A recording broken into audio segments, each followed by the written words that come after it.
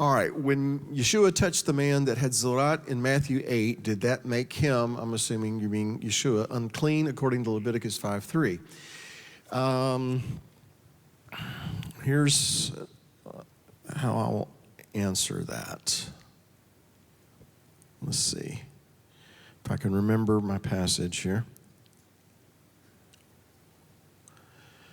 Oh, goodness. First of all, the short answer to the question is no, I don't think so. No more than when he touched people who were dead and they were resurrected. That didn't make him unclean. That didn't defile him.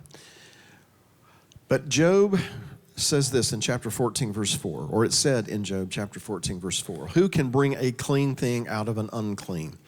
Not one. And the Hebrew there could be rendered not one, or it could be hinting at the very least only one. In other words, there is only one who can bring something clean out of something that is unclean. So Yeshua is the one who's going up and, going up to the widow of Nain. The funeral is going by. Her son is there dead, and he goes up there and raises him from the dead. He goes into the room where the young lady has died. He puts all of the naysayers out and all the mourners out, and he walks up to her and he says, Talitha kumi, get up. Wake up, she's only sleeping. And so it doesn't necessarily tell us all that, every time that he touched somebody. The point is he came in contact with death, and death had to respond to him with life. And so the same thing, same concept.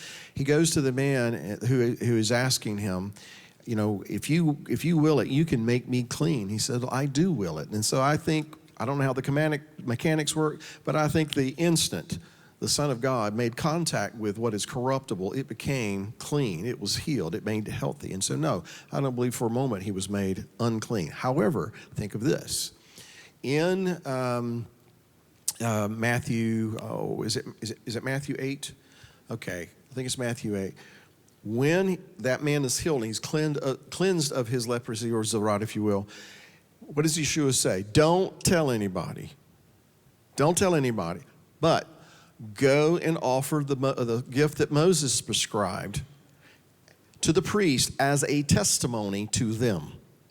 As a testimony to the priests. And so what has happened? Someone has been cleansed of Tzaraat. Now, here's something you may or may not know.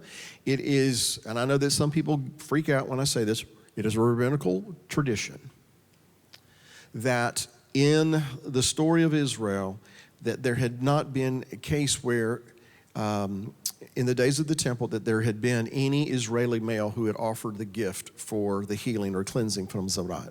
You've got Naaman the Syrian, you've got Miriam, but it became an understanding that when the Messiah would come, this would be one of the signs that the Metzorah would be healed, and he would have to come and offer his gift for the cleansing of Tzaraat. Now, if that's accurate, and I'm going to put the if that's accurate, here's something very interesting. When Yeshua says, go and offer the gift that Moses prescribed as a testimony to them, to the priests specifically, and then if he shows up to offer that gift, they have to pronounce him clean, and that had never happened before, then according to their traditions, that would be an indicator to them that the Messiah has come. And so the next thing you see is a lot of people are showing up in the Galilee to check him out. Now, to me, that's just kind of an interesting thing. You can take it or leave it. But back to your question, no, I don't think he was made unclean at all.